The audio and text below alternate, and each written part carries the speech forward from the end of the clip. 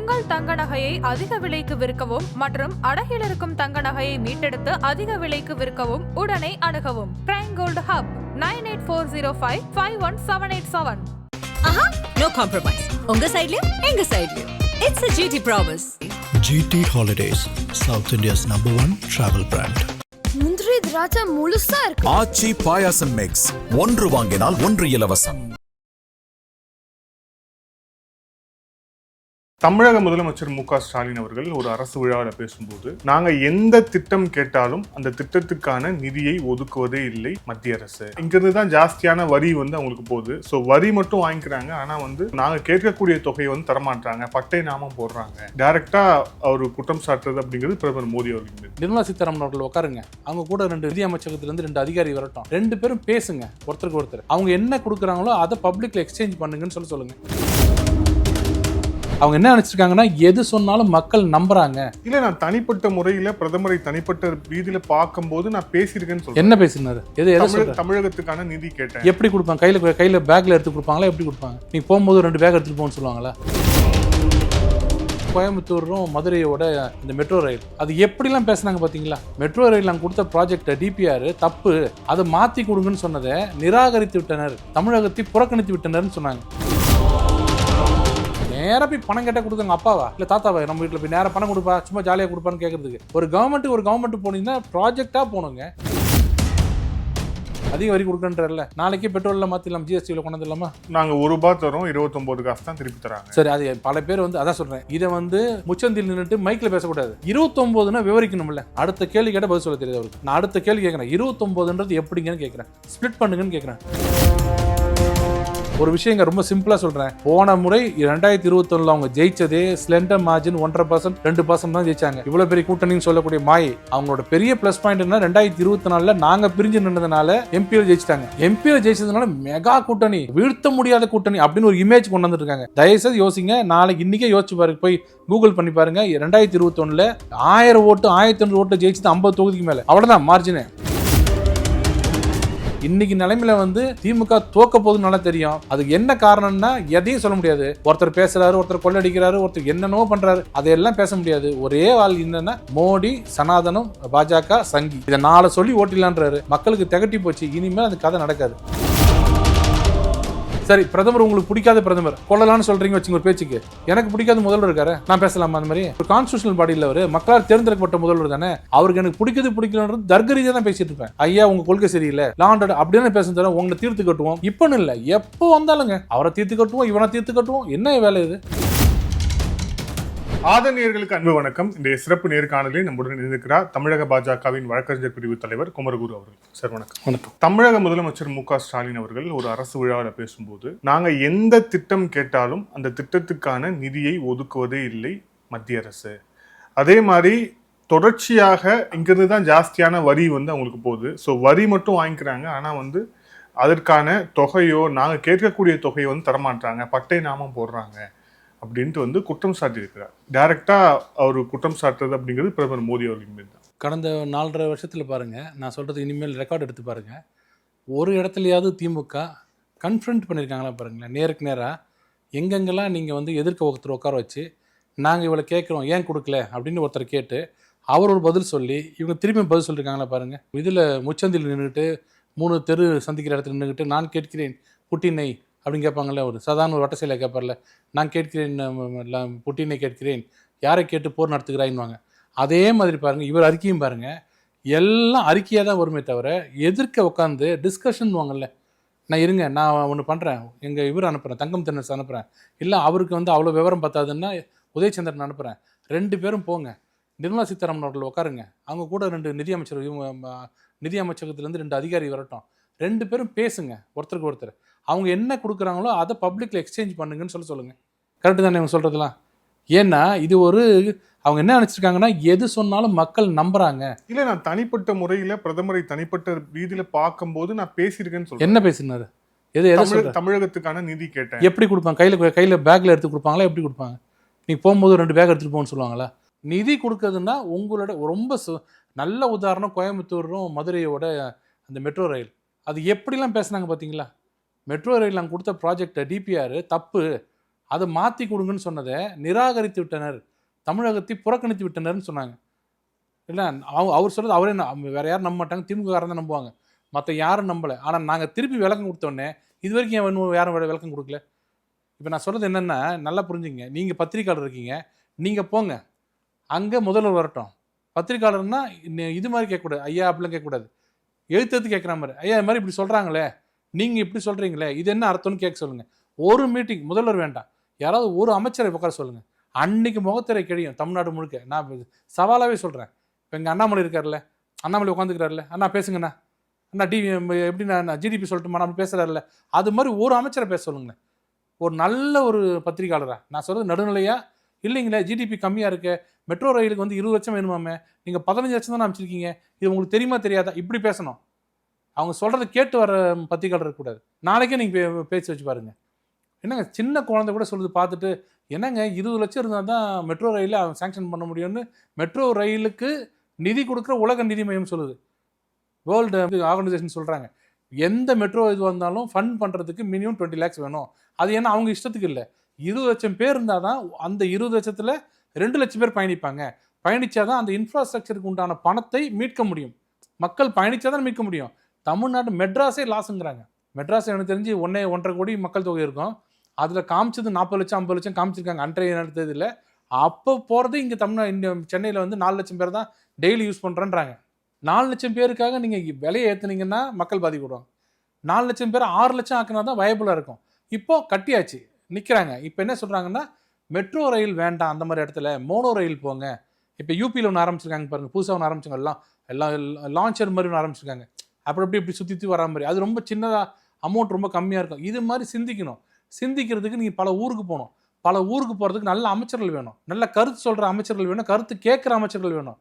காலிலேருந்து சாயங்காலம் வரைக்கும் சின்னவரே பெரியவரே மூலவரே அப்படின்னு போஸ்டர் அடிச்சு ஒட்டிக்கிட்டு என்ன சொன்னாலும் மோடியை ஒழிக, மோடியை கொல்லுவோம், இதுதான் அவங்க அஜெண்டா பாருங்கள். இது நான் கேட்குற கேள்வி ஒன்றுத்துக்கு பதில் சொல்ல சொல்லுங்கள். 20 லட்சம் பேர் சொன்ன இடத்துல நீங்கள் அனுப்பிச்சதே 15 லட்சம் பேர். அப்போ 15 லட்சம் பேருக்கு வயபிளாக இருக்காதுங்கன்னு ஒன்று சொல்லிட்டாங்க.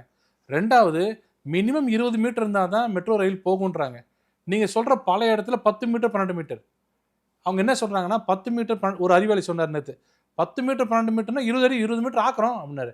அவங்க என்ன சொல்கிறாங்கன்னா ஒரு ப்ராஜெக்ட் ஆரம்பிச்சிங்கன்னா சீக்கிரம் முடிக்கணும்.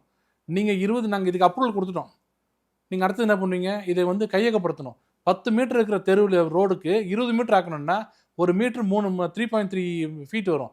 10ன்னா 33 அடி போகணும். இப்படி ஒரு 33 அடி 20 மீட்டருக்கு 33 அடின்றது கிட்டத்தட்ட ஒரு பில்டிங்கே போயிடும். ஒரு பில்டிங் கோயம்புத்தூரில் போச்சுன்னா அதோட காம்பன்சேஷன் எவ்வளோ இருக்கும்? ஒரு பில்டிங்க்கு மினிமம் 2 கோடி 3 கோடி 4 கோடி எவ்வளோ ஒரு நீளத்துக்கு நீங்கள் அடிப்பீங்க? அப்போது it is not a viable ப்ராஜெக்ட்ன்றாங்க. இது நடக்காது, நாங்கள் ஃபண்டு கொடுத்தாலும் இது இப்போதைக்கு நடக்காது, எங்கெங்கெல்லாம் லேண்ட் அக்விசிஷன் ப்ராசஸ் இருக்கோ அங்கே இது சீக்கிரம் முடியாது, கொடுக்க முடியாதுன்றாங்க. வெளியில் வந்து என்ன சொன்னாங்க அவங்க? வஞ்சித்து விடுற தமிழகத்தையும் என்ன அப்படி தானே சொன்னாங்க. அப்படி சொல்கிற முதல்வர் பேச்சு நீ கேட்க சொல்கிறீங்க, எப்படி கேட்குறது நம்ம? இல்லை, அப்போது நீங்கள் இப்போ இந்த அறிக்கையில் தவறு இருக்குது, அங்கே வயபிள் இல்லைங்கிறது சரி. ஆனால் உங்களுடைய சட்டமன்ற உறுப்பினர் வானதி சீனிவாசன் என்ன சொன்னாங்க? தமிழக முதலமைச்சராக எடப்பாடி பழனிசாமி வந்தாருன்னா மெட்ரோ ரயில் வரும் அப்படின்னா அப்போ திமுக சொல்கிறது சரியாக தானே இருக்குது. அப்போ வந்து நீங்கள் திமுக முதலமைச்சர் ஸ்டாலின் இருக்கிறதால நீங்கள் நிராகரிக்கலாம். அவங்க எங்கேயாவது வானதி எங்கேயாவது ஒரு இடத்துலையாவது இதே ப்ராஜெக்டை எடப்பாடி அவர்களுக்கு கொடுத்தாங்க ஓகே பண்ணுன்னு சொன்னாங்களா? இல்லை சார், தமிழக முதலமைச்சராக எடப்பாடி இருந்தாருன்னா கொண்டு வருவோம்னா டிபிஆரை கரெக்ட் பண்ணுவோம்னு அர்த்தம், அறிவாளியை வச்சு ரெடி பண்ணுவோம்னு அர்த்தம், படிச்சவன் வச்சு ரெடி பண்ணுவோம்னு அர்த்தம். புரியுதா உங்களுக்கு? அறிவாளிகள் வச்சு ரெடி பண்ணிங்கன்னா அவர் இங்கே சொல்கிறோம், சார் இருங்க சார் அது 20 lakhs வேணுன்றாங்க, 15 போட்டிருக்கீங்க, நீங்கள் அனுப்பிச்சாலும் திரும்பி வந்துடும்னு ஒரு அறிவாளி சொல்லுவார். அப்படிப்பட்ட அறிவாளிகள்லாம் வச்சுக்கிட்டு எடப்பாடி அவர்கள் அனுப்புவார், அது அப்ரூவ் ஆகப்படும் நினச்சிக்கணும். நீ எங்கேயாவது ஒரு இடத்துல இதே டிபிஆரை கொடுங்க, மாற்றி மட்டும் கொடுங்கன்னு சொன்னாங்களே, நான் பார்த்தேன் ஃபுல் பேட்டியும். அதில் தான் அவங்க வானதி அவர்கள் கரெக்டாக சொன்னாங்க, 10 மீட்டர் 12 மீட்டர் கொடுக்குறீங்க. இதெல்லாம் என்னோட இன்னும் அந்த ஊரோட எம்எல்ஏ அவங்க பேரோட சொன்னாங்க, இந்த வீதியில் எப்படி 10 மீட்டர் ஒத்து வரும், அங்கே போய் பாருங்கள் நெரிச்சலான பகுதி அங்கே எப்படி வரும் அப்படிங்கிறாங்க. இன்னொன்று அவங்க கேட்குற முதல் இது, தமிழ்நாட்டிலே அதிகமான பாப்புலேஷன் கொண்ட சென்னை மெட்ரோலையே 4 லட்சம் தான் போகிறாங்கன்னு சொல்கிறாங்க, ஒரு நாளைக்கு லாஸ் ஆகுது. ஆனால் கோயம்புத்தூரில் 6 லட்சம் பேர் போகிறதா போட்டிருக்காங்க. ஒரு நாளைக்கு 6 லட்சம் பேர் பயணிப்பேர். அதாவது நேராக போய் பணம் கேட்டால் கொடுத்தாங்க அப்பாவா இல்லை தாத்தாவா, நம்ம வீட்டில் போய் நேராக பணம் கொடுப்பா சும்மா ஜாலியாக கொடுப்பான்னு கேட்குறதுக்கு. ஒரு கவர்மெண்ட்டு போனீங்கன்னா ப்ராஜெக்டாக போகணுங்க. இது இப்படி தானே நீங்கள் முதல்ல வாங்கிட்டு இருந்தீங்க. யூபிஏ 1 and 2 எப்படி கொடுத்துருந்தாரு? மன்மோகன் சிங் நேராக போயிட்டு ஒரு ஒரு 2 லட்சம் கொடுங்க வாங்கிட்டு இருந்தாரா? இப்படி தானே கொடுத்து வாங்கிட்டு இருந்தாங்க. என்றைக்கு தான் சிஸ்டம் தானேங்க. ஆள் வேணால் மாறலாம், கவர்மெண்ட் தானே, இப்படி தானே இருக்கும். அதுக்கு நீங்கள் சொன்ன வார்த்தை என்ன? முதல்வர் என்ன சொல்லியிருக்கணும்? இந்த பாருங்க 20 லட்சம் இருந்தால் தான் கொடுப்பாங்களா, 6 லட்சம் பேர் இருந்தால் கொடுக்க மாட்டான், இப்படி கூட பேசலை. வஞ்சித்து விட்டது, மெட்ரோ ரயிலுக்கு இல்லை என்று கை விரித்து விட்டனர். என்ன வார்த்தை? என்னன்னா நான் கேட்குற மாதிரி கேட்குறேன், ஒரு டிஃபெக்டிவாக ஒன்று போடுங்க, அது இல்லைன்னு சொல்லுவாங்க, உடனே வந்து இல்லைன்னு சொல்லிட்டாங்க. சரி, அதிக வரி கொடுக்குறீங்களே, அதிக வரி கொடுக்குறன்றல, நாளைக்கே பெட்ரோலில் மாற்றிடலாம், ஜிஎஸ்டியில் கொண்டு வந்துடலாமா? நாங்கள் ₹1 தரோம், 29 காசு தான் திருப்பி தராங்க. சரி, அது பல பேர் வந்து அதான் சொல்கிறேன், இதை வந்து முச்சந்தில் நின்றுட்டு மைக்கில் பேசக்கூடாது, பார்லிமெண்ட்டில் பேசுனதுக்கு. இப்போ நான் உங்களுக்கு சொல்கிறேங்க, ₹1 கொடுத்தா 29 காசு, ₹1 போதா? போகும்போது ₹50 வந்துடுதா? 50% வந்துதா இல்லையா? 9% வந்துடுதா? என்னங்க, 18ல் 9%, 50% வந்துடுதா? ₹1 50 வந்துடுதா? அங்கே போகிற அந்த ₹50 அதில் 41% டெவல்யூஷன் வந்துடுதா? 50க்கு 41 22 வருதா? 50 22 72. நான் படித்த கணக்கு சின்ன வயசில் 72 வருது. உதயநிதி ஸ்கூல் படித்த ஸ்கூலில் 29 வருது. அப்போ யாரோட கணக்கு கரெக்டு, யாரோட கணக்கு தப்பு? 29னா விவரிக்கணும்ல. அடுத்த கேள்வி கேட்டால் பதில் சொல்ல தெரியுது அவருக்கு. நான் அடுத்த கேள்வி கேட்குறேன், 29ன்றது எப்படிங்கன்னு கேட்குறேன், ஸ்ப்ளிட் பண்ணுங்கன்னு கேட்குறேன். ஒரு மேத்தமெட்டிக் டீச்சர் தான் சொல்லுவாங்க, ஸ்ப்ளிட் பண்ணி சொல்லுங்கன்னு கேளுங்க. சொல்லுங்கள் யாராவது ஒருத்தர். 29 பைசா வருதுன்றதை ப்ரூவ் பண்ண காட்ட சொல்லுங்கள். இதை நான் 7 தடவை சொல்லிட்டேன். நிதியமைச்சர் பாவம் எப்போ கேட்டாலும் இந்த வார்த்தை சொல்லிட்டு இருக்காங்க. அப்போவே நீங்கள் 50% எடுத்துக்கிறீங்களே அப்படின்னு பதில் சொல்ல மாட்டாங்க. இப்போ முதல்வருக்கு என்ன கோவம் நான் நினைக்கிறேன், நாங்கள் கவர்னர் மேலே என்ன கோவம்னா, கவர்னர் சப்போர்ட் பண்ணுறாருலாம் பேசியிருக்காரு. என்ன கோவம்னா, அவங்க நினைச்சது வந்து வேற மாதிரி. 2 தீர்ப்பு வந்தவொடனே முடிந்து விட்டது. கவர்னருடைய திமிர அடக்கணும் அப்படிங்கிறார். அதான் அது என்னன்னா, கவர்னர் வந்து மசோதாக்கு ஒப்புதல் கொடுக்க மாட்டேன்னு சொன்னீங்கல்ல, பாரு எங்கள் ஸ்டாலின் ஐயா போய் வாங்கிட்டு இருப்பார், வாங்கிட்டு கொடுத்துட்டா இருப்பாருன்னு சொல்லிட்டு ரொம்ப பெருமை பேசியிருந்தாங்க. நம்ம அப்பயே என்ன சொன்னோம், இதே இன்டர்வியூவில் சொன்னோம், இந்த டிசிஷன் வில் பி ரிவர்ஸ்டுன்னு சொன்னோம். இது வராது, அது கொடுக்க பவர்ஸ் யாரும் கிடையாது. சுப்ரீம் கோர்ட்டில் கிளியர் 5 ஜட்ஜ் பெஞ்ச் என்ன சொல்லிட்டாங்க, டைம் லிமிட்டே கொடுக்க முடியாது, எதுக்கும் கொடுக்க முடியாது, நாங்கள் கொடுக்க முடியாது, பிரசிடென்ட்டுக்கும் கொடுக்க முடியாது. முதல் அடி வந்துருச்சா? 2வது, அப்படி உங்களுக்கு டைம் லிமிட் வேணும், ரொம்ப அதிகமாக போச்சுன்னா நீங்கள் கோர்ட்டுக்கு தான் வரணும். கோர்ட் அந்த பில்லை ஃபுல்லாக ரிவ்யூ பண்ணிட்டு அது தேவைப்பட்டால் அட்வைஸ் பண்ணுவாங்க, கொஞ்சம் சீக்கிரம் பண்ணுங்க அப்படின்னு சொல்ல முடியுமே தவிர, இந்த டேட்டுக்குள்ளே பண்ணணும்னு சொல்ல முடியாது. டீம்டு அசென்ட்ன்ற கான்செப்டே அன்கான்ஸ்டியூஷனல்னு சொல்லிட்டாங்க. அசென்ட் கொடுக்குறது நான் யார் கொடுக்குறதுக்கு அதுக்குன்ட்டாங்க. அவங்க என்ன சொன்னாங்க, வில்சன் என்ன சொன்னார், இனிமேல் பார்ப்போம், 3 மாதங்கள் பில்லை உள்ளே போடுவோம், 3 மாதம் வரலன்னா நேரம் அசென்ட் வாங்கிட்டு வந்துன்னு சொன்னாரா? எல்லாம் 0 ஆயிடுச்சு அன்னைக்கு. வில்சன் அது மட்டும் சொல்லல. இப்போ இந்த தீர்ப்பு வந்ததுக்கு இப்போ கான்ஸ்டியூஷன் பெஞ்ச் வந்து அவங்களுடைய அப்சர்வேஷன் சொல்லும் போது அவர் என்ன சொல்றாரு அப்படின்னா, இது வந்து அப்சர்வேஷன் தான், தீர்ப்பு கிடையாது. தீர்ப்பு 2 நீதிபதிகள் கொடுத்தது அப்படிங்கிறது ஒரு முழுமையான தீர்ப்பு. ஆனா இவங்க சொன்னது வந்து அப்சர்வேஷன் தான். பிளஸ் அப்சர்வேஷன்ங்கிறத தாண்டி ஜனாதிபதி அவங்களுடைய ஒரு அதிகாரத்தின் உட்பட்டு அவங்க கேள்வி கேட்டிருக்காங்க, அதுக்கு பதில் சொல்லியிருக்கிறாங்க. இது வந்து தீர்ப்பை பாதிக்காது, இது எங்களுக்கு எந்த விதமான பின்னடைவும் கிடையாதுன்னு வில்சன் சொல்றாரு. இல்ல, அவர் சொல்றது வந்து 10% கரெக்ட். 100%ல ஒரு அப்பீல் போனோம். இப்போ சுப்ரீம் கோர்ட்டில் ஒரு அப்பீல் போனோம். 2 ஜட்ஜ் கொடுத்தாங்கல்ல, அப்பீலும் ரிவ்யூவும் அவங்களே போனோம். அந்த ஜட்மெண்ட் எடுத்து ரிவ்யூ, அதுலேயே ரிவ்யூ போய் ரிவ்யூ பார்த்த உடனே அலவுட் அப்படின்றாங்க. ஏன்னா ஆல்ரெடி இங்கே டிசைடட். இதுக்கு மேலே அப்பீல் ரெஃபர் பண்ணியிருந்தாங்கன்னா இது டிசைட் ஆட்டோமேட்டிக்காக போயிடும். ஆனால் அது மேலே போல, இந்த தீர்ப்பு தனியாக நிற்குது. ஜனாதிபதி அவங்க ரெஃபரன்ஸில் கேட்குறாங்க, இது மாதிரி ஒரு தீர்ப்பு வந்திருக்கு, இதில் என்னோட நிலைப்பாடு என்னன்னு கேட்குறாங்க. ரெஃபரன்ஸ் கேட்கலாம், ஜனாதிபதி கேட்குறதுக்கு இதுலேயே கான்ஸ்டியூஷன் உரிமை உண்டு. அப்படி கேட்ட ரெஃபரன்ஸை அப்போது இருந்த தலைமை நீதிபதி கவாய் அவர்கள் என்ன பண்ணிட்டாங்கன்னா, அதையே சோமோட்டோவா பெட்டிஷன் எடுத்துட்டு 5 ஜட்ஜை போட்டு நாங்கள் கிளாரிஃபை பண்ணுறோன்ட்டாங்க. இப்போ கிளாரிஃபை பண்ணிட்டாங்க, சட்டம் வந்து செட் ஆகிடுச்சு, இதுதான் சட்டம் ஒன்று. இப்போ இந்த 2 ஜட்ஜ் இது இருக்குது பாருங்கள், இதுக்கு மேலே ரிவ்யூ போனால் அந்த ஜட்ஜ்மெண்ட்டு பாருங்கன்னு சொன்னால் அடுத்த செகண்டில் ஆமாம் அந்த ஜட்ஜ்மெண்ட் படி இது வராது அப்படி சொல்கிறாங்க. இல்லைன்னா இப்போ ஆஸ் ஆஃப் நோ இப்போ வரைக்கும் இல்லை தீர்ப்பு இருக்குது, அந்த தீர்ப்பு இருக்குது. சட்டப்படி பார்த்தீங்கன்னா வழக்கறிஞராக சொன்னோன்னா அந்த தீர்ப்பு இருக்குது. இது ரெஃபர்ட் பை பிரசிடென்ட். ஆனால் தீர்ப்பு கொடுத்துட்டாங்க. ஒரு சின்ன உதாரணம்னா, இப்போ மெட்ராஸ் ஹைகோர்ட்டில் ஒரு தீர்ப்பு கொடுத்துட்டாங்க, அதை வந்து சுப்ரீம் கோர்ட்டில் வந்து வேற ஒரு தீர்ப்பில் வந்து சுப்ரீம் கோர்ட் கான்ட்ராவாக கொடுத்துருக்காங்க வச்சுங்க, இது ஆட்டோமேட்டிக்காக போயிடாது. இந்த மெட்ராஸ் ஹைகோர்ட்டோட அப்பீல் இங்கேயே வந்தால் இங்கே சுப்ரீம் கோர்ட் வேணா, சுப்ரீம் கோர்ட்டு போட்டவுடனே மேயர் ஃபார்மாலிட்டி அது கொடுத்தவொடனே, இப்போ அந்த ஜட்ஜ்மெண்ட் வந்து கவர்டு பை அந்த ஜட்ஜ்மெண்ட் சொன்னால் உடனே ஒத்துப்பாங்க. அது அவர் சொல்கிறது உண்மை தான். இன்றைக்கி வரைக்கும் அந்த ஜட்ஜ்மெண்ட் தான் இப்போவும் ப்ரிவைலிங்காக இருக்குது. ஆனால் அவருக்கு என்ன கோவம்னா, தோத்துட்டோமே, நம்ம இனிமேல் காரணம் சொல்ல முடியாதே. தோற்கலங்கிறாரு அவரு. இல்லை, அவர் சொல்லுவார், அப்படி தானே சொல்லணும். நல்ல வக்கீல் எப்பவுமே தோத்துட்டு சொல்ல மாட்டாங்க. உங்கள் ஐயா வந்து மேல்முறையீடு போட்டிருக்காங்கன்னு, உனக்கு இந்த கோர்ட்டு வேணாம் ஹைகோர்ட்டுக்கு போட்டுவாங்க. தோத்தது அப்படி தான் சொல்லுவாங்க வக்கீலுங்களாம். அவர் சொல்கிறது வந்து தோக்கலன்னு, இது தோத்துட்டு தான், இதை முடிஞ்சு போச்சு. கோர்ட் கேனாட் டிக்டேட் டேர்ம்ஸ்ன்றது முடிஞ்சு போச்சு. அது இனிமேல் பிரசிடென்ட்டுக்கும் கவர்னருக்கும் இந்த டைம் ஃப்ரேமுக்குள்ளே நீங்கள் முடிவெடுங்கன்னு சொல்கிற அதிகாரம் கோர்ட்டுக்கு இல்லை அப்படின்னு சொல்லிட்டாங்க.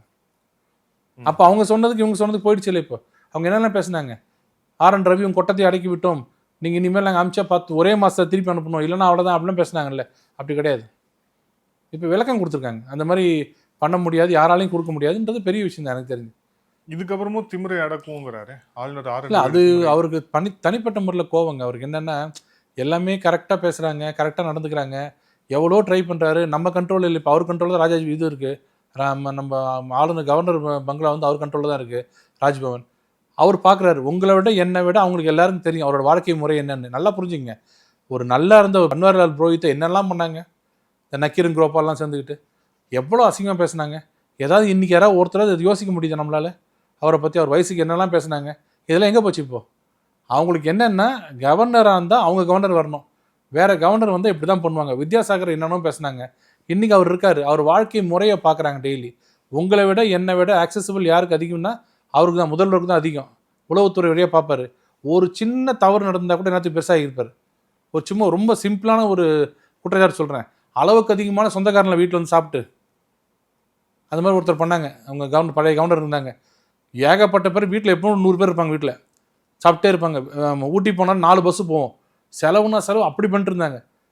அப்போல்லாம் யாரும் அதை பற்றி பேசலை. ஏன்னா 2 பேரும் தமிழ்நாடு 2 பேரும் ஒரே இது ஒரே பேரலல் கவர்மெண்ட். அங்கே டபுள் இன்ஜின். அங்கே காங்கிரஸ் ஆட்சி, இங்கே யூபி ஆட்சி, இங்கே இங்கே ஒரு திமுக ஆட்சி. 2 இருக்கும்போது என்ன தப்புனா பண்ணலாம்? நீங்கள் 200 பேர் வீட்டுக்கு கூட்டு வரலாம், சாப்பிட்லாம், ஜாலியாக இருக்கலாம், ஊட்டி பங்களாவில் போய் தனியாக இருக்கலாம் ஒரு மாதம். உங்களை யாரும் கேட்க மாட்டாங்க, பட்ஜெட் கேட்க மாட்டாங்க. ஆனால் இப்போ பட்ஜெட்டை காட்டலாமா, பட்ஜெட்டை கேட்கலாமான்றாங்க. ஏன்னா ஆர்.என். ரவி. அப்போ அவர் என்ன சொல்லணும், ஒரு தப்பு பண்ணியிருந்தாருன்னா சும்மா விட்டுருப்பாங்க திமுககாரங்க. நீ யாருக்கெல்லாம் சாப்பாடு போடுறது தெரியும், யாரெல்லாம் அவங்க தங்குறாங்கன்னு தெரியல சொல்லியிருப்பாரா? ஒரு அப்பழுக்கு காட்ட முடியுதா? ஆனால் சனாதனம் இந்த கவர்னர் தோக்கடிக்கப்படுவார், நீ மணிப்பூரில் வேலை செஞ்ச உனக்கே உள்ள இந்த நாய்க்கறி சாப்பிட்ற உனக்கே, இப்படி தான் சீப்பாக பாலிடிக்ஸ் பண்ணுவாங்களே தவிர டைரெக்டாக உங்கள் மேலே இந்த குற்றச்சாட்டுன்னு சொல்லுங்கள், யார் மேலும் சொல்ல முடியாது. அந்த கோபம் என்ன ஆகுதுன்னா, இவ்வளோ ஒழுக்கமாக ஒருத்தர் இருக்காரு, இவர் எப்படி பேசுறதுன்னு போது வேறு ஏதாவது பேசுறது, வாழையை ஒடுக்கி விடுவோம், உங்கள் ஊருக்கு போனால் அவங்களை அடிப்பாங்க, செருப்பால் அடிப்பாங்க, இப்படிலாம். இந்த உதயநிதி என்னோட சேர்ந்து நீங்கள் எலெக்ஷன் நிற்க முடியுமா கேட்டார்ல. இதே கேள்வி மற்றவங்களும் கேட்டுருக்கணும்ல. இதுக்கு முன்னாடி இந்த எத்தனை பேர் இருந்தாங்க கவர்னர் இருந்தால், அவங்களாம் கேட்டுருக்கணும்ல. வரியா என் கூட வந்து என் கூட ட்ரிபிளிகேல நிற்கிறேன்னு கேட்டாரா? ரோசையாவை கேட்டாரா? அவர் நம்ம இவரை கேட்டாரா? பஞ்சாப்லேருந்து வந்தார், அவர் கேட்டாரா? யாரோ ஒருத்தர் கேட்டாரா? அவர் ஏன் இவரை மட்டும் கேட்குறாரு? சுர்ஜித் சிங் பர்னாலா எத்தனை வருஷமா இருந்தார்? அப்போ 5 வருஷம், இப்போ ஒரு 5 வருஷம். 10 வருஷம். ஒரு வார்த்தையாவது பர்னாலா என் கூட வா, என் கூட வந்து ட்ரிபிளிகேல நிற்க முடியும், தைரியம் இருக்கான்னு கேட்டாங்கடா. ஏன் இவரை மட்டும் கேட்குறாரு? மக்கள் புரிஞ்சுக்கணும் ஒரு விஷயங்க. ரொம்ப சிம்பிளாக சொல்கிறேன், போன முறை 2021 அவங்க ஜெயிச்சதே ஸ்லெண்டர் மார்ஜின் 1.5%, 2% தான் ஜெயிச்சாங்க. இவ்வளோ பெரிய கூட்டணின்னு சொல்லக்கூடிய மாயை. அவங்களோட பெரிய ப்ளஸ் பாயிண்ட் என்ன, 2024 நாங்கள் பிரிஞ்சு நின்றதுனால எம்பியில் ஜெயிச்சிட்டாங்க. எம்பியில் ஜெயிச்சதுனால மெகா கூட்டணி, வீழ்த்த முடியாத கூட்டணி அப்படின்னு ஒரு இமேஜ் கொண்டு வந்துருக்காங்க. தயவுசெய்து யோசிங்க, நாளைக்கு இன்றைக்கே யோசிச்சு பாருங்க, போய் கூகுள் பண்ணி பாருங்கள். 2021 1000 ஓட்டு 1500 ஓட்டு ஜெயிச்சது 50 தொகுதிக்கு மேலே, அவ்வளோதான் மார்ஜினு. அப்போது அன்னைக்கே திமுக மேலே மக்களுக்கு இவ்வளோதான் மரியாதை. இந்த 5 வருஷம் வெதும்பி போயிருக்காங்க மக்கள், லா அண்ட் ஆர்டர் இஷ்யூலாம். இப்போ அவங்க வந்து கூட்டணியில் அது நாங்கள் சேர்ந்துட்டோம். இப்போ இன்றைக்கி 2021 மாதிரி இப்போ வச்சாலும் 1500 ஓட்டு தான் மார்ஜின். இன்றைக்கி நிலைமையில் வந்து திமுக தோக்க போதுன்னு நல்லா தெரியும். அதுக்கு என்ன காரணம்னா எதையும் சொல்ல முடியாது. ஒருத்தர் பேசுகிறாரு, ஒருத்தர் கொள்ளடிக்கிறாரு, ஒருத்தர் என்னென்னவோ பண்ணுறாரு, அதையெல்லாம் பேச முடியாது. ஒரே ஆள் என்னென்னா மோடி, சனாதனம், பாஜக, சங்கி, இதை 4 சொல்லி ஓட்டிடலான்றாரு. மக்களுக்கு திகட்டி போச்சு. இனிமேல் அந்த கதை நடக்காது. இதில் முதலமைச்சர் அது மட்டும் சொல்லலை. முதலமைச்சர் வந்து பாஜகவுடைய ஆட்சியில் மணிப்பூர் இருந்து கொண்டிருக்கிறது, டெல்லியிலேயே செங்கோட்டை பக்கத்தில் வந்து பாம் பிளாஸ்ட் நடக்குது, இவ்வளோ எக்ஸ்ட்ரீமாக வந்து ஒரு மாநிலத்திலையும் வந்து பாஜக ஆட்சியின் கீழ் தான் நடந்து கொண்டிருக்கு. ஆனால் தமிழகத்தை போய் தீவிரவாத மாநிலம், ஒரு எக்ஸ்ட்ரீமிஸ்ட் மாநிலம் அப்படிங்கிற மாதிரி ஆளுநர் பேசுகிறாரே, இது நியாயமானு கேட்குறாரு. அப்போ டெல்லியில் நடந்த அந்த வெடிகுண்டு வந்து சிலிண்டர் விபத்துன்னு சொன்னாங்களா முதல்ல? அங்கே யாராவது சொன்னாங்களா? உளவுத்துறை உள்துறையிலேருந்து அது சிலிண்டருங்க, வீட்டுக்கு கொண்டு போகிற சிலிண்டர் வெடிச்சிருச்சுன்னு சொன்னாங்களா? வெடிகுண்டு தானே சொன்னாங்க. நீங்கள் சிலிண்டர் நீங்கள் இது நீங்கள் சொல்கிறது கோயம்புத்தூரில் வெடிச்சது ஏன் சிலிண்டர்? நீங்கள் ஏன் பொய் சொன்னீங்க? அப்போ இங்கே வெடிச்சது வெடிகுண்டு தானே. அப்போ அங்கே வெடிகுண்டு வெடிச்சதுக்கு நீ கேள்வி கேட்டால் இங்கே வெடிகுண்டு வச்சு நான் கேட்போம்ல. இன்னொன்று, எந்த இடத்துல ஒரு குற்றவாளின்னு சொல்லப்பட்ட தீர்ப்பு சொல்லப்பட்ட ஒரு குற்றவாளியாக இருந்த ஒருத்தரை இறுதிச் சடங்கு நடக்கும்போது எல்லாரும் போய் வந்து வீரவணக்கம் சொல்லிட்டு வந்தீங்க? கோயம்புத்தூர் நடந்ததுக்கு ஒரு சின்ன கண்டனம் தெரிவிச்சாரா? சொன்னார் அவர்? சொல்லல. அப்போ நீங்கள் இதெல்லாம் ஊக்குவிப்பீங்க ஒரு பக்கம். அப்போ அங்கே நடக்கிறது மட்டும் எப்படி நீங்கள் தப்புன்னு சொல்லுவீங்க? அங்கேயும் ஒரு வெடிகுண்டு விபத்து நடந்தது. அதுக்கு என்ன நடக்கணுமோ உங்களோட பல மடங்கு பார்த்துட்டாங்க. அதுக்கப்புறம் 2900 ஜெலட்டின் அந்த கிலோ உள்ள வெடிமருந்தை கைப்பற்றிருக்காங்க. நீங்கள் ஒரு வெடிகுண்டு விபத்துன்றீங்க, அதுக்கு பின்னாடி இருக்கிற 99 விபத்தை தடுத்துருக்காங்களே உளவுத்துறை. அதை பாராட்ட வேணாமா? நம்ம என்ன பட்டப்பகலில் வந்து மும்பை உள்ள வந்து தாஜ் ஹோட்டலில் பிடிச்சி வச்சுக்கிட்டு உளவுத்துறை சின்ன சிக்கலுங்க அப்படி சொல்லிட்டு போனோம்? அப்படிலாம் இல்லையே. யாரை பிடிச்சி எல்லாரும் பிடிக்கிறோமே. இல்லை, அவர் வந்து அவர் சொல்கிறது என்னென்னா, அவருக்கு புரியுது நம்ம லா அண்ட் ஆர்டர் ரொம்ப மோசமாக போயிட்டுருக்கு நாளுக்கு நாள்னு. இன்றைக்கிங்க அவ்வளோ இதெல்லாம் விட்டுருங்க. இந்த நிகழ்ச்சியை பார்த்துருக்க ஜென்ரல் பப்ளிக் இருக்காங்கல்ல, எப்பவுமே நம்ம எதையுமே எந்த கட்சியும் சாராதவங்க, அவங்களும் சரி திமுகவும் சரி, திமுகவை சேர்ந்தவங்களும் சரி, மனசாட்சி கைவி சொல்லுங்கள். நேற்று 4 நாள் முன்னாடி ஒரு மாவட்ட செயலர் பேசுகிறாரு, இந்த எஸ்ஐஆர்ன்றது அயோக்கியத்தனம், இதை வச்சு நம்மளை எல்லாரும் வந்து ஓட்டெல்லாம் பிடுங்க போகிறாங்க, மோடிங்கிற நரகாசுரன் நம்ம ஓட்டெல்லாம் திருடுறான் அப்படின்னு சொல்லிட்டு அந்த நரகாசுரனை எப்போ தீர்த்து கட்டுவீங்களோ தமிழ்நாடு அன்றைக்கி தான் உருப்பிடுன்னு ஒரு மாவட்ட செயலர் சொல்கிறார். நாங்கள் வழக்கறிஞர் பிரிவு சார்பாக தமிழ்நாடு முழுக்க 20 டிஸ்ட்ரிக்டில் நாங்கள் இது கொடுத்துருக்கோம், கம்ப்ளைண்ட் கொடுத்துருக்கோம்.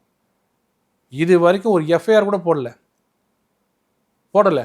அட்லீஸ்ட் ஒரு வார்த்தை தயவுசெய்து பேசாதீங்க. இப்படிலாம் ஒரு மாவட்ட செயலர் பேசுவது வருத்தம் அளிக்கிறது சொன்னாரா? பிரதமர் நீங்கள் கொள்ளுன்னு சொல்லலாமா? நீங்கள் சரி, பிரதமர் உங்களுக்கு பிடிக்காத பிரதமர் கொள்ளலான்னு சொல்கிறீங்க வச்சுங்க ஒரு பேச்சுக்கு. எனக்கு பிடிக்காத முதல்வர் இருக்காரு, நான் பேசலாமா? அந்த மாதிரி ஒரு கான்ஸ்டியூஷனல் பாடியில் அவர் மக்களால் தேர்ந்தெடுக்கப்பட்ட முதல்வர் தானே. அவருக்கு எனக்கு பிடிக்கலன்றது தர்க்கரீதியாக தான் பேசிகிட்டு இருப்பேன். ஐயா உங்கள் கொள்கை சரியில்லை, லா அண்ட் ஆர்டர் அப்படியே பேசுன்னு தரோம், உங்களை தீர்த்து கட்டுவோம். இப்போன்னு இல்லை, எப்போ வந்தாலுங்க அவரை தீர்த்து கட்டுவோம், இவனை தீர்த்து கட்டுவோம். என்ன வேலை இது? திமுகவில் ஒருத்தரோட கண்டனம் செய்ய மாட்டாரு. ஆராசா பேசுகிறாரு, உலகத்தில் பெரிய திருடன் எலெக்ஷன் கமிஷன்றாரு. அந்த எலெக்ஷன் கமிஷன் சொல்லி தானே டிக்ளேர் பண்ணி தானே எம்பியாக இருக்கீங்க. நீங்கள் நாடாளுமன்றத்துக்குள்ளே போகிறீங்கல்ல, நான் ஒரு எம்பின்றீங்களே, நீலகிரி எம்பின்றீங்களே, யார் உங்களுக்கு சொன்னது? ஆத்தென்டிகேட் பண்ணது யார்? எலெக்ஷன் கமிஷன் தானே. அப்போ அந்த ப்ராசஸில் வந்து நீங்கள் எம்பி ஆனது பிடிக்குது. இப்போ இருக்கிற எலெக்ஷன் கமிஷன் திருடனா? அதோட பெரிய திருடம் மோடியும் அமித்ஷாவும். ஒரு எம்பி பேசுகிறார். இது மாதிரி ஏதாவது ஒரு பாஜகவில் சேர்ந்த ஒருத்தர் அந்த ஸ்டேச்சரில் இருக்கிறவங்க யாராவது இப்படி பேசியிருக்காங்களா? அதே நடுநிலைவாதிகள் யாரும் அதை பார்க்க மாட்டாங்க. இதெல்லாம் கொஞ்சம் யோசிங்க. ஏங்க ஒரு சின்ன ஒரு கருத்து சொல்ல முதல்வர் வந்து இந்த மாதிரி நாவடக்கம் தேவை, யாராக இருந்தால் பேசக்கூடாது. ஆராசா அவர்கள் பேசியது வருத்தம் அளிக்கிறது. அவர் விடுங்க, இவர் கேட்டால் அவர் பதில் சொல்ல மாட்டார், மதிக்க மாட்டார். இவராக சொல்லலாம்ல, வருத்தமாக இருக்குது, யாரும் அப்படி பேசாதீங்க. இதுக்கெல்லாம் என்ன பதில் சொல்லுவார்? இப்படி முன்னாடி பின்னாடி இவ்வளோ மூட்டையாக குற்றச்சாட்டை வச்சுக்கிட்டு நம்மளை பார்த்து பிஜேபி பார்த்து திட்டினா எப்படி ஒத்துக்கிறது? அவர் விரக்தியில் இருக்கார், அவருக்கு ஒன்றும் தெரியல, இன்னும் 4 மாதத்தில் அப்படி தான் இருப்பார். அதுக்கப்புறம் பாருங்கள். இதில் இப்போ கூட்டணி தொடர்பான நிறைய விஷயங்கள் நடந்துட்டு இருக்கு. குறிப்பாக வந்து திமுக கூட்டணி இப்போ வரைக்கும் பேசி கொண்டிருக்கக்கூடிய இந்த சூழல் வரைக்கும் இன்டாக்டாக இருக்காங்க. காங்கிரஸ் தாவேக்கா கூட போயிடும்னாங்க, ஆனால் அதெல்லாம் போல, குழு அமைச்சிட்டாங்க, பணிகள் வந்து அவங்க வேகமாக போயிட்டு இருக்கு. ஆனால் உங்களுடைய தரப்பில் பார்க்குறோம், அதிமுகவுடைய ஒரு முன்னணி தலைவர், கொங்கு மண்டலத்தில் ஒரு முக்கியஸ்தராக இருந்த செங்கோட்டையன் அவர்கள் இன்னைக்கு நம்ம பேசிக்கொண்ட நேரத்தில் ராஜினாமா செய்திருக்கிறார். தாவேக்கால் அவர் இணைகிறார். ஸோ அதே மாதிரி வந்து இன்னும் ஓபிஎஸ் வந்து இதுக்கு முன்னாடி கெடு விதித்திருக்கிறார். 15ஆம் தேதிக்குள்ள வந்து நீங்க செய்ய வேண்டிய செய்யலைன்னா நாங்க செய்ய வேண்டியது அப்படின்னு சொல்லிட்டு கெடு விதித்தான்னு பார்க்குறோம். தினகரன் என்டிஏலே இல்லை அப்படிங்கிறாரு. இவ்வளோ குழப்பங்களுக்கு நடுவில் தானே என்டிஏ இருக்கு. ஸோ இந்த மாதிரி ஒரு குழப்பமான ஒரு கூட்டணி வச்சு நீங்க எப்படி திமுக எதிர்கொள்வீங்க?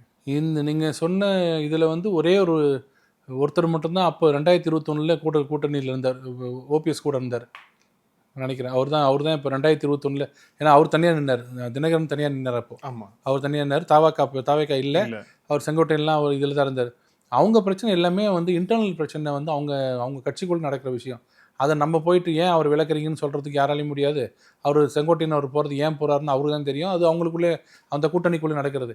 ஆனால் பலம் இழந்து விடும் எப்படி எதை வச்சு சொல்கிறீங்கன்னு தான் தெரியல. செங்கோட்டையன்ற ஒருத்தர் வெளியில் போயிட்டாரு, பலம் இழந்துரும்னு சொல்ல முடியாது.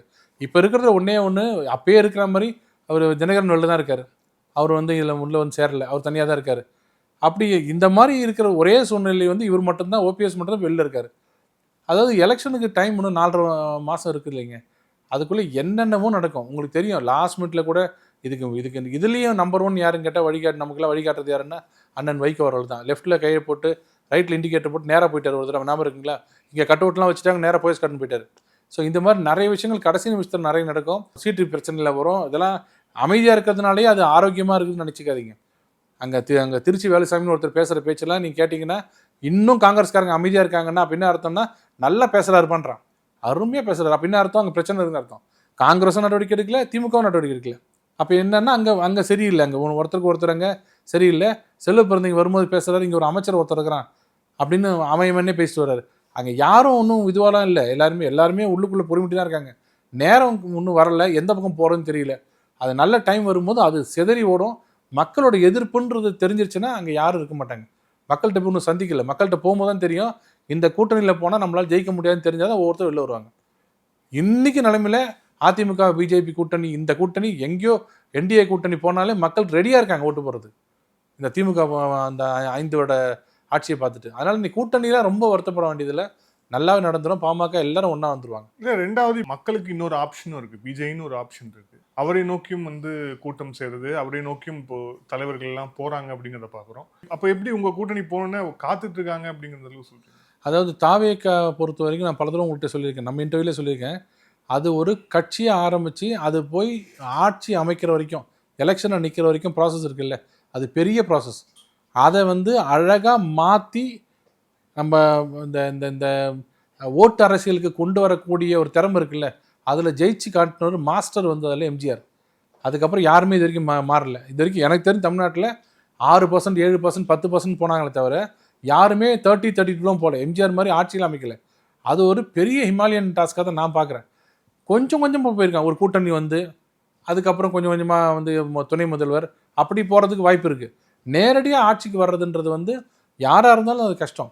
இன்றைக்கி நிலைமை தாவேக்கா கூட எவ்வளோ மிதமிஞ்சி அவரோட ரசிகர்களாக இருந்தாலும் மிதமிஞ்சி போடுற வாக்கு எண்ணிக்கை 10%. மிதமிஞ்சி, அதாவது அப்படி இதுக்கு மேலே இருக்கும் அப்படின்னு புகழறவங்க கூட 10%றாங்க. 10% வச்சு ஆட்சி அமைக்க முடியாது. ரெண்டாவது 10% கூட இன்னிலிருந்து அவர் எப்படி தொகுதி அறிவிக்கிறாரு, எப்படி அவங்க கேண்டிடேட் செலக்ட் பண்ணுறாரு, எப்படி நடந்துக்கிறாரு, எப்படி ஸ்பீச் இருக்குது, இதெல்லாம் சேர்ந்தது தான் அது 10%. அது என்னென்ன இருக்குன்றது இனிமேல் தான் தெரியும். அவர் கூட்டணி அவர் வந்தாலும் சரி வரலனாலும் சரி, விஜயோட அரசியல்ன்றது ஒவ்வொரு நாளும் கணிக்கப்படுதுன்றோம். ஸோ இப்போ இன்னும் வருவார் நம்பிக்கை இருக்கு உங்களுக்கு? இல்லை, எங்களுக்கு வரணும் இல்லைங்க. அவர் கூட யார் சேர்ந்தாலும் இல்லை, இவர் யார் கூட சேர்ந்தாலும் அதுக்கு இன்னும் டைம் இருக்குது. இன்னும் டெய்லியாக வந்து இவாலுவேட் பண்ணிகிட்டே இருக்காங்க மக்கள்ன்ற. டெய்லி நேற்று ஒன்று பேசினார், அதை வச்சு இப்போ பார்க்குறாங்க எப்படி பேசுகிறாருன்னு. இன்னும் சில குறைகள் சொல்கிறாங்க, இன்னும் எப்படி இருக்குன்னு. அது அந்த கொண்டு போய் சேர்க்குறாரு இல்லைங்க, வாக்காக மாற்றி போடுறாங்களே, அது வரைக்கும் பெரிய ஒரு கஷ்டமான காலம்தான் இருக்குது. அது கரெக்டாக பண்ணுறாருன்னா தான் அடுத்த லெவலுக்கு அது போக முடியும். அது வரைக்கும் அதுக்குள்ளேயே அவர் வந்துட்டார், அவர்கிட்ட ஆள் போகிறாங்க அப்படின்னு சொல்கிறது சரியாக வராது. டூ ஏர்லி டு ஜட்ஜ்னுவாங்களே. நன்றி சார், பல்வேறு கேள்விகளுக்கு thank you sir, thank you so much.